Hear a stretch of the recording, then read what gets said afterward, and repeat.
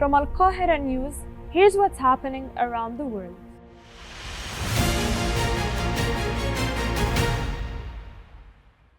Growing rejection of Netanyahu's statements, occupation police are trying to hide the number of protesters in Tel Aviv, and Zelensky makes the biggest cabinet reshuffle in the history of the war.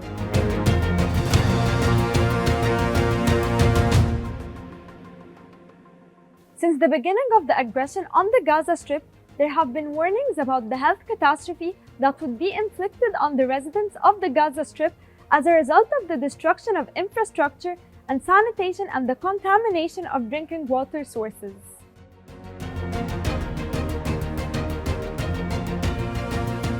These warnings came true on the ground, as a UNICEF spokesperson confirmed that the destruction of Gaza's infrastructure has reduced the possibility of controlling diseases, while the destruction of sewage network has contributed to the spread of Mpox virus and a number of other diseases.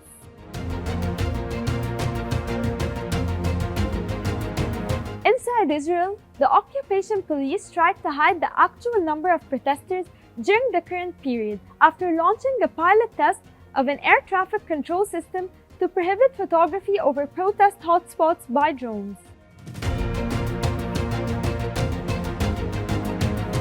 Rejection is increasing of the statements made by the head of the occupation government, Benjamin Netanyahu, regarding the Philadelphia axis in order to justify the military presence of the occupation forces in this axis and the continuation of the aggression against the Gaza Strip.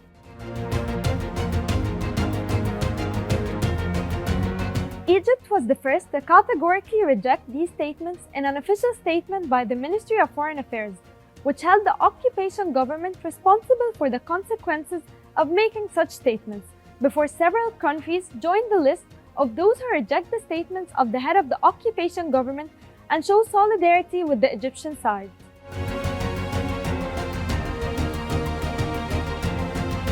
The Egyptian military spokesman also stated that Lieutenant General Ahmed Khalifa, Chief of Staff of the Egyptian Armed Forces, had made a surprise visit to inspect the security conditions and insurance procedures on the border with the Gaza Strip.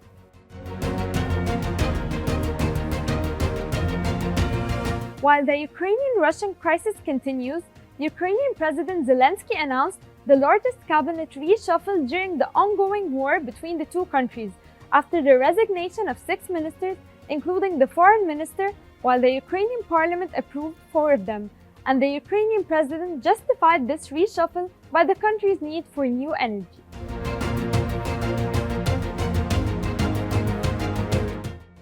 On the other hand, Russian Foreign Minister Sergei Lavrov issued a warning to the United States of America about what he described as joking about his country's red line in response to a question about the possibility of delivering long-range US missiles to Ukraine.